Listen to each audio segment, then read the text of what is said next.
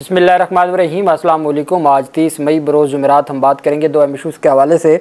आज जस्टिस मोहसिन अख्तरकियानी साहब ने, जिनको लगता था कि शायद केस ख़त्म हो गया है और अब कोई मज़ीद कार्रवाई नहीं होगी, जस्टिस मोहसिन अख्तरकियानी साहब ने जो आज कार्रवाई और तहरीरी फ़ैसला जारी किया है वो वाकई चौंका देने वाला है। उसके ऊपर हम बात करेंगे और साथ हम बात करेंगे कि गंदम दरामद स्कैंडल में एक गैर मुतल्लका अफसर को हटाने पर मामला ख़राब हो गया, क्योंकि जो असल ज़िम्मेदारान थे उनके ख़िलाफ़ तो कार्रवाई हुई नहीं।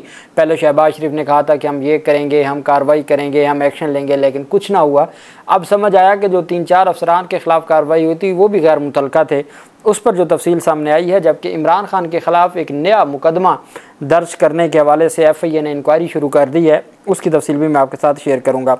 सबसे पहले तो मैं आपको बताता चलूँ कि लाहौर हाई कोर्ट में गंदम स्कैंडल से मुतल्लिक और पंजाब हुकूमत की जानिब से गंदम ना ख़रीदने का जो मामला था उसमें अहम पेशरफ सामने आई। लाहौर हाई कोर्ट ने किसानों से गंदम ना ख़रीदने और बारदाना की अदम फरहमी पर पंजाब हुकूमत से जवाब तलब कर लिया। लाहौर हाई कोर्ट के जस्टिस शाहिद करीम ने एडवोकेट फरहत मंजूर चांडियों की दरख्वास्त पर समाअत की। दरख्वास्त में चीफ सेक्रेटरी पंजाब समेत दीगर को फ़रीक बनाया गया। पंजाब हुकूमत की तरफ से assistant advocate general Hasan Ejaz Cheema अदालत में पेश हुए।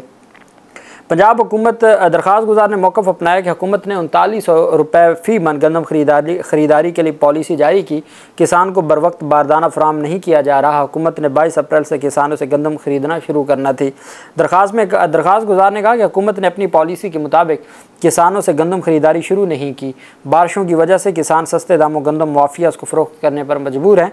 दरख्वास्त गुजार ने इस्तदा की कि अदालत हुकूमत को फौरी सरकारी रेट पर किसानों से गंदम ख़रीदने और जो किसानों को बारदाना फराहम करने का हुक्म दे। बाद अज़ां अदालत ने किसानों से गंदम ना ख़रीदने और बारदाना ना देने के ख़िलाफ़ दरख्वास्त पर पंजाब हुकूमत समेत फ़रीक़ैन से जवाब तलब कर लिया। अब मेरे ख़्याल में इन दरख्वास्तों की कोई अहमियत नहीं रहती। जो तबाही किसान की होनी थी वो हो चुकी है। किसान अपनी गंदम बेच बैठा है। और अभी आज मैं ख़बर देख रहा था कि पाकिस्तान में इस दफ़ा बहुत बड़ी कमी नज़र आई है कपास की काश्त में। लोग नहीं कपास क्यों, उनको वो कहते हैं कि अगर हम काश्त भी करेंगे तो उसके बाद ना उसका कोई रेट होता है ना हमें। आप सिर्फ इसको देख लें, मकई के रेट को देख लें कितना नीचे गिर गया है, तो कौन क्यों करेगा। किसान को बहुत बुरे हालात में पहुंचा दिया है। और अगली दफ़ा किसानों के साथ जो हशर हुआ है तो गंदम के हवाले से किसानों का जो फ़ैसला होगा वो भी हमारे लिए, आवाम के लिए इंतहाई तकलीफ़ दे होगा, चूँकि अल्टीमेट जो ज़लालत है या परेशानी है वो आवाम के हिस्से में लिखी गई है और गलत पॉलिसियाँ हुक्मरानों की होती हैं और भुगतती आवाम है। अब यही गंदम दरामद स्कैंडल देख लें। मैंने आपको बताया था कि जो आखिरी हमें मिली है, आखिरी जो किस्त थी IMF की, वो 1 अरब 10 करोड़ डॉलर की थी। और 1 अरब 10 करोड़ की हमने बाहर से गंदम दरामद की, जब हमारे मुल्क में गंदम वाफिर मिकदार में मौजूद थी, हमारे पास मौजूद थी, और फिर हमने अपने किसानों से अब ख़रीदी भी नहीं है। और उसका क्या होगा कि, और वो गंदम ही कीड़े वाली, अब साफ़ सुथरी जो गंदम है किसान की वो हमने ख़रीदी नहीं, और जो कीड़े वाली गंदम थी वो हमने गरीबों को आटा बना के, जो ये रमज़ान शरीफ में भी और आगे पीछे हुकूमतें तकसीम करती रही हैं। गंदम स्कैंडल की तहकीकात में अहम पेशरफ सामने आई है। जिस अफसर का गंदम की दरामद से सिरे से कोई ताल्लुक ही नहीं था, उसकी मुअत्तली का मामला सामने आने के बाद वफाकी हुकूमत के फ़ैसलों पर भी सवालात उठ गए। सेक्रेटरी काबीना कामरान अली अफजर की तहकीकाती कमेटी की सिफारिशात पर food commissioner 1 doctor Waseemul Hasan को मुअत्तल किया गया, मगर मज़कूरा अफसर का गंदम की फसल के अमूर से कोई ताल्लुक ही नहीं था। इस्टेब्लिशमेंट डिवीज़न की जानिब से लिखे गए सस्पेंशन लेटर में बड़ी गलती करते हुए सैयद वसीमुल हसन का ओहदा भी गलत दर्ज किया गया। इस्टेब्लिशमेंट डिवीज़न ने सैयद वसीमुल हसन को फूड कमिश्नर 1 की बजाय फूड कमिश्नर 2 लिख दिया। मीडिया ज़राए के मुताबिक सैयद वसीमुल हसन को 12 अक्टूबर 2023 को वजारत फ़ूड सिक्योरिटी में OSD बनाया गया, और फिर 19 मार्च 2024 को उन्हें वजारत फ़ूड सिक्योरिटी में दोबारा फूड कमिश्नर 1 तैनात किया गया, जबकि पास्को और गंदम के अमूर फूड कमिश्नर नंबर 2 की जिम्मेदारियों में शामिल हैं। इस तरह बहसियत फूड कमिश्नर 1 सैयद वसीमुल हसन का गंदम की फसल के अमूर के साथ सिरे से कोई ताल्लुक ही नहीं था, उसको हटा दिया। मीडिया ज़राए का कहना है कि सैयद वसीमुल हसन ने अपनी मुअत्तली ख़त्म करने के लिए वफाकी हुकूमत को ख़त लिखा है, जिसमें मौक़िफ़ अख्तियार किया गया है कि वफाकी हुकूमत की जानिब से मेरे मुअत्तली के ख़त में मुझे गलती से फूड कमिश्नर 2 लिख के हटा दिया गया है। ख़त में कहा कि बहसियत फूड कमिश्नर नंबर 1 मेरी ज़िम्मेदारियों में छोटी फसलें यानी दालें, सब्ज़ियाँ वगैरह शामिल हैं, और बहसियत फूड कमिश्नर 1 मेरा गंदम की दरामद के साथ कोई ताल्लुक नहीं है। सैयद वसीमुल हसन ने अपने ख़त में लिखा है कि 12 अक्टूबर 2023 से 19 मार्च 2024 तक मैं वजारत में बतौर OSD तैनात था।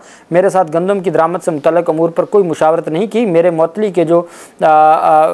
मुअत्तली ने मेरे 31 साल कैरियर को बुरी तरह मुतासर किया है। दिल के आर्ज़े में मुब्तला होने के बायस इस सूरत हाल ने मेरी सेहत को भी मुतासर किया है, और मेहरबानी करके मुझे आप दोबारा से जो रिस्टोर करें, बहाल करें। अब ये सीरियसनेस नज़र आती है आपको कि ये गंदम स्कैंडल है, अरबों डॉलर आवाम का, गरीब आवाम का उसमें लगा दिया गया है। जैसे आज कोई ख़बर सामने आई है कि जिन्ना हॉस्पिटल और अल्लामा इकबाल मेडिकल कॉलेज से जुड़ा कोई इदारा है, उसका नाम पहले कायद-ए-आज़म मोहम्मद अली जिन्ना के नाम पे था, अब वो वज़ीर आला पंजाब मरीम नवाज़ के नाम पे रख दिया गया। ये आज मीडिया ने इसके ऊपर भी बात की। तो ये हमारे मुल्क का निज़ाम है। दूसरी तरफ पाकिस्तान तहरीक इंसाफ के सरबराह इमरान खान के ख़िलाफ़ जो एक नया मुकदमा बनाने के हवाले से तफसील सामने आई है। इमरान खान का जो ट्विटर अकाउंट है, जो एक्स अकाउंट है, उससे एक वीडियो जारी की गई थी शेख मुजीबुर रहमान के हवाले से, और उसमें ये सारी तफसीलात सामने आई हैं। बानी PTI इमरान खान के एक्स अकाउंट से शेख मुजीबुर रहमान की वीडियो शेयर करने के मामले की तहकीकात शुरू कर दी गई हैं। साइबर क्राइम विंग ने इमरान खान के एक्स अकाउंट से शेख मुजीबुर रहमान की वीडियो शेयर करने की मामले की तहकीकात शुरू की, जिसके लिए उमर अयूब, गोहर खान और रऊफ़ हसन से पूछगछ की जाएगी। FIA इस अमर की तहकीक करेगा कि जेल में कैद इमरान खान के एक्स अकाउंट से वीडियो किसने, क्यों और कैसे शेयर की। FIA साबिक वज़ीर आज़म के एक्स अकाउंट बंद करने के हवाले से अमूर का भी जायज़ा लेगा। अब चूँकि बंद करना तो हुकूमत पाकिस्तान के बस में नहीं है, उन्होंने एक्स बंद किया हुआ है ओवरऑल। वो VPN के ज़रिए वज़ीर आज़म से लेकर तमाम हुकूमती लोग भी VPN इस्तेमाल करके एक्स चला रहे हैं, और अवाम पाकिस्तान भी जो ट्विटर पर एक्टिव है वो भी VPN यूज़ कर रही है हमारे समेत। तो अब अगर आप लिखेंगे ट्विटर को बतौर कंपनी, आप उनको लिखेंगे कि इमरान खान का अकाउंट बंद कर दें, वो मेरे ख्याल में 20 मिलियन से ज़ायद उसमें फॉलोवर हैं। तो इमरान खान का आप एक बंद करेंगे, वो अगले दिन एक नया बनाएगा, वो शायद हो सकता है कि वो भी एक तारीख रकम हो जाए कि एक हफ़्ते में 20 मिलियन हो जाए। तो मेरे ख्याल में इस तरह की चीज़ों को इग्नोर किया जाना चाहिए, और इन मामलात के ऊपर और फिर जब ये सारा मामला खुलेगा, फिर वो जो कमीशन और बाकी जो रिपोर्ट्स हैं वो सारी की सारी भी सामने आ जाएंगी, और फिर चीज़ें किसी और तरफ निकल जाती हैं। अच्छा, शायर अहमद फ़रहाद की ज़मानत के लिए दरख्वास्त दायर कर दी गई है इंसदाद दहशतगर्दी अदालत मुज़फ़्फ़राबाद में। सैयद ज़ुल्करनैन नकवी एडवोकेट ने दायर की है। दूसरे मुज़फ़्फ़राबाद में 13 मई को होने वाले वाक़यात के ख़िलाफ़ दर्ज FIR में अहमद फ़रहाद भी शामिल तफ्तीश किया गया। पुलिस राय, ये वो वाली 13 मई है जब आज़ाद कश्मीर में लोगों ने एहतजाज किया था, उस FIR में नामज़द किया गया है अहमद फ़रहाद को। पुलिस का कहना है कि अहमद फ़रहाद ने 13 मई के वाक़यात के बाद अपने वीलॉग में गलत मालूमात फैलाई। अहमद फ़रहाद के वीलॉग पर दुश्मन मुल्क भारत ने प्रोपेगेंडा किया। अहमद फ़रहाद ने एक्शन कमेटी के एहतजाज के दौरान होने वाली अमवात के मुतालिक गलत अदाद शुमार ज़ाहिर किए। 13 मई को होने वाली FIR में जो उनको 15 दिन वो लापता रहे, अब एक 13 मई वाली FIR में उनको नामज़द किया है, उसकी ज़मानत की दरख्वास्त दायर कर दी गई है, और कल ज़मानत की दरख्वास्त पर समाअत होगी। जबकि जस्टिस मोहसिन अख्तर कियानी साहब ने तहरीरी फ़ैसला जारी कर दिया है, जो ये कह रहे थे कि शायर अहमद फ़रहाद से मुतल्लिक़, आप जानते हैं कि उसमें सेक्टर कमांडर और मुख्तलिफ़ अफसरान को तलब किया गया था, और फिर हुकूमत की जानिब से बताया गया था कि शायर अहमद फ़रहाद को तो वो पिंडी से कश्मीर जा रहा था, और एक जो पुल पे जो इस्लामाबाद हाई कोर्ट की जुरिस्डिक्शन से बाहर वो बदतमीज़ी की पुलिस वालों से, वहाँ से गिरफ़्तार हो गया। वहाँ से गिरफ़्तार होने के बाद फिर मुज़फ़्फ़राबाद पुलिस दहशतगर्दी के पर्चे में ले गई। तो अदालत को कहा गया था मेहरबानी करके आप केस ख़त्म कर दें, तो उन्होंने कहा था नहीं, मैं केस ख़त्म नहीं करूँगा, हम देखेंगे। अब तो जो तहरीरी फ़ैसला जारी किया जिसमें कहा गया कि अटॉर्नी जनरल ने थाना धीर कोर्ट में दर्ज FIR पेश की। अटॉर्नी जनरल ने बताया कि अहमद फ़रहाद थाना धीर कोर्ट पुलिस की तहवील में है। SHO थाना लोही भीर दरख्वास्त गुजार अहमद फ़रहाद की मुतल्लिक़ा थाने से क्लियरेंस के बाद महफूज रिकवरी यकीनी बनाएं। अब अदालत कह रही है कि SHO थाना लोही भीर दरख्वास्त गुजार अहमद फ़रहाद की मुतल्लिक़ा थाने से क्लियरेंस के बाद महफूज रिकवरी को यकीनी बनाएं।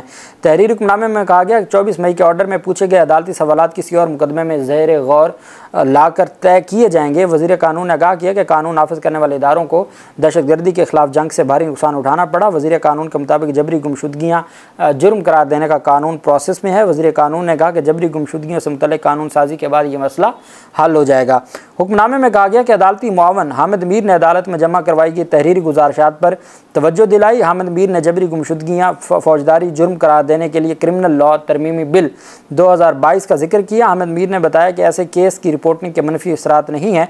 हामिद मीर ने कहा कि जबरी गुमशुदगियों के केस रिपोर्ट करने से खौफ के बैरियर टूट जाते हैं। हामिद मीर ने लापता मुदस्सर नारो और शहीद साफ़ियों हदायतुल्लाह मूसा खान खेल सलीम शहजाद का भी जिक्र किया। अदालती हुक्मनामे में कहा गया कि सहाफ़ी इमरान रियाज खान ने जबरी गुमशुदगी के दौरान आजमाइश में गुजारे 3 माह का जिक्र किया। चौंका देने वाली तफसीलात को अब तक वफाकी हुकूमत और रियासती इदारों ने नहीं देखा जिससे वो वाकिफ़ हैं। वकील ईमान मज़ारी के बारे में अदालत ने कहा कि ईमान मज़ारी को यह हुक्म दिया जाता है कि आप Learned counsel for the petitioner Iman Zainab Hazir Mazari is directed to provide information with reference to the safe arrival of the detainee to his home on the next date of hearing।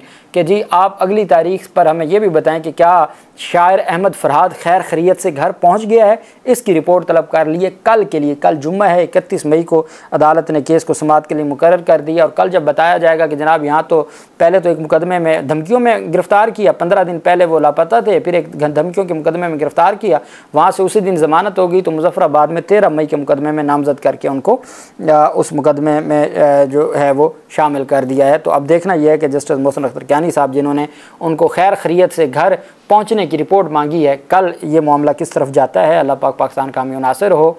बहुत शुक्रिया। अल्लाह हाफिज़। पाकिस्तान जिंदाबाद।